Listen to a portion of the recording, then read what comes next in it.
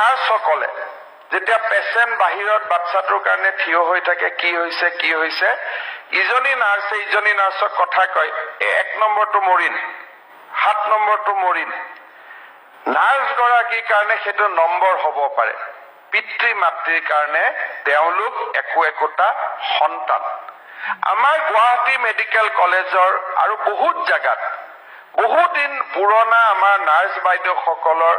কথা বতৰাত যিবিলাক শব্দ ব্যৱহাৰ হয় সেইবিলাকে ৰোগীসকলৰ মনত প্ৰায় দুখ দিয়ে মই যেতিয়া মেডিকেল কলেজত যাওঁ তেতিয়া মোক প্ৰায় গাৰ্জেনে কয় যে স্যাৰ মোৰ ল'ৰাটো মৰিল নাৰ্ছ গৰাকী এটোক নম্বৰ বুলি কৈ দিলে 7 নম্বৰ মৰিল 3 নম্বৰ মৰিল 2 নম্বৰ মৰিল ৰোগী আহিলে আমাৰ চিকিৎসা আমি কি কৰিব পাৰো নোৱাৰো বেলেগ কথা নাৰ্ছিং হোমত যেটো টেবলেট দিয়ে মেডিকেল কলেজতো একেটা টেবলেট দিয়ে কিন্তু শব্দ আৰু ব্যৱহাৰৰ পাৰ্থক্যৰ কাৰণে মানুহে নাৰ্ছিং হোম বিলাক ভাল বুলি কয় আৰু গভৰ্ণমেন্ট হস্পিটাল বিলাকৰ ওপৰত মানুহৰ খং থাকি যায় আজি এই বিলাকৰ ক্ষেত্ৰত আমি ব্যৱস্থা ল'ব পাৰো একচন ল'ব পাৰো সাসপেন্ড কৰিব পাৰো কিন্তু চৰকাৰে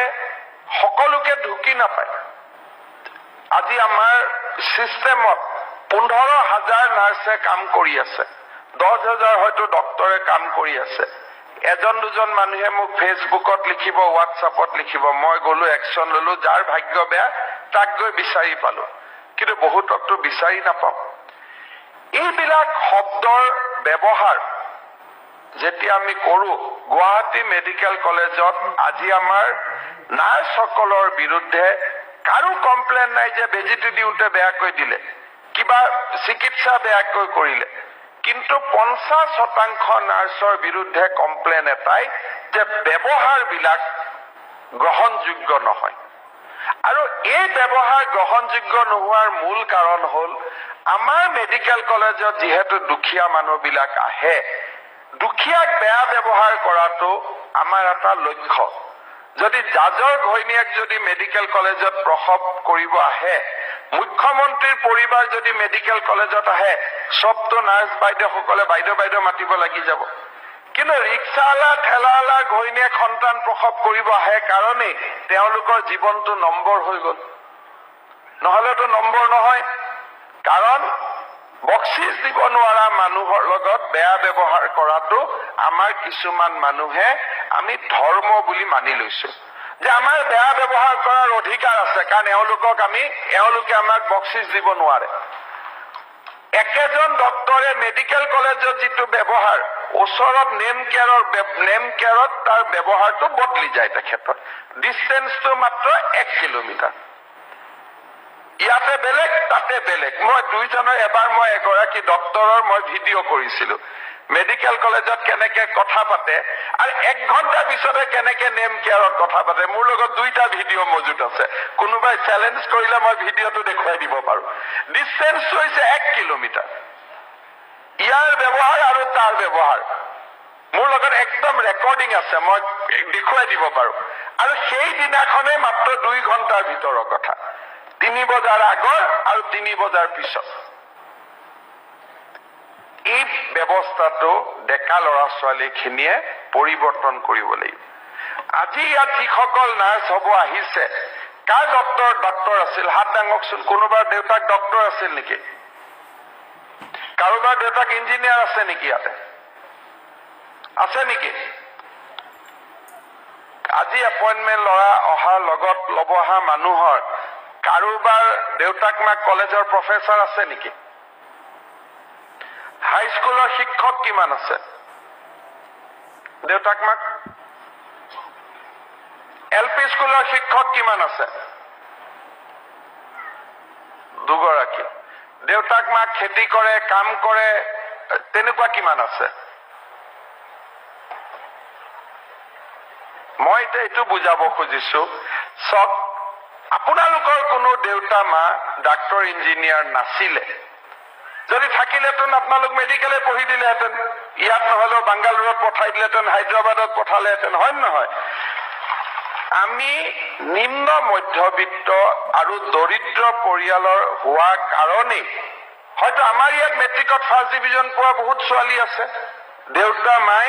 আমাক বাংগালুৰত পঠাব নোৱাৰে কাৰণে আজি হয়তো আমি নাৰ্ছ পঢ়িছিলো, নহলে আমিও আমাৰ ইয়াতো সায়েন্সত পঢ়া বহুত ছোৱালী আছে, আজিকালিতো আমি সায়েন্স সাবজেক্ট কৰি দিছো। সুবিধাৰ কাৰণে আমি হয়তো জীৱনত যিমান আশা কৰিছিলো সিমান পোৱা নাই, কিন্তু ভগৱানে আমাক কৰোণা কৰিলে। বহুত ছোৱালী আজি একো নোপোৱাকৈ অংগনবাদী চাকৰি এটাৰ কাৰণে আমাৰ ৰুমৰ সন্মুখত দিনটো থিয় হৈ থাকে। একো নোপোৱাকৈ কিমান ছোৱালী দুৰৱস্থা, গিৰিয়েকে এৰি দিছে, য'ত ত'ত ঘূৰি ফুৰিছে। যোৱাকালি মোৰ অফিসত ছোৱালী এজনে আহিছিলে, বোলে নকওঁ আৰু পুৰা ঘটনাটো কলে দুই এজনে মনত বেয়া পাব পাৰে, কিন্তু ছোৱালীজনীয়ে কান্দি ইমান কান্দিলে মোৰ ৰুমত যে মই ৰাতি শুব নোৱাৰিলো।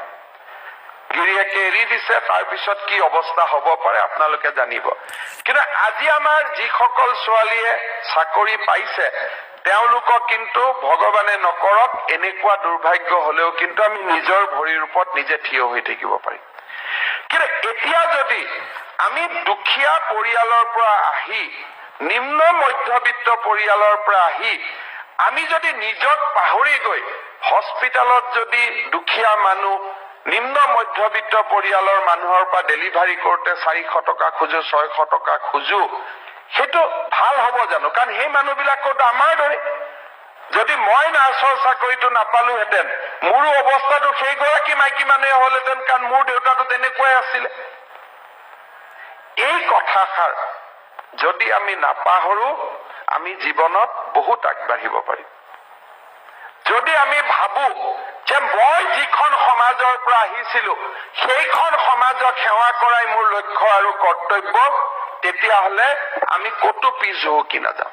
চৰকাৰী নিয়মে একো পৰিৱৰ্তন কৰিব নোৱাৰে। প্ৰত্যেকটো দিনেই মনত পেলাব লাগিব মই কোনখন LP স্কুলত পঢ়িছিলো, মই কোনখন হাই স্কুলত পঢ়িছিলো। আজি যিবিলাক মোৰ পেচেণ্ট আহিছে সেইখিনি বেলেগ কোনো নহয়, মোৰে ভণ্টি, মোৰে বাইদেউ। মই যদি চাকৰিটো নাপালোহেঁতেন, চৰকাৰে যদি GNM স্কুল নুখুলেহেঁতেন, ময়ে সেইজনী মাইকী মানুহ হলোহেঁতেন। ৰোগীৰ চেহেৰাত যেতিয়া মই মোৰ ফটো দেখিম, মোৰ ছবিটো দেখিম, মোৰ 15 বছৰ 20 বছৰ আগৰ ছবিটো দেখিম, তেতিয়া অসমৰ স্বাস্থ্য সেৱা ভাল কৰিবৰ কাৰণে কোনো মন্ত্ৰী নালাগে। 6000 GNM, 10,000 ডক্টৰে আমাৰ জীৱনত পৰিৱৰ্তন আনিব পাৰে।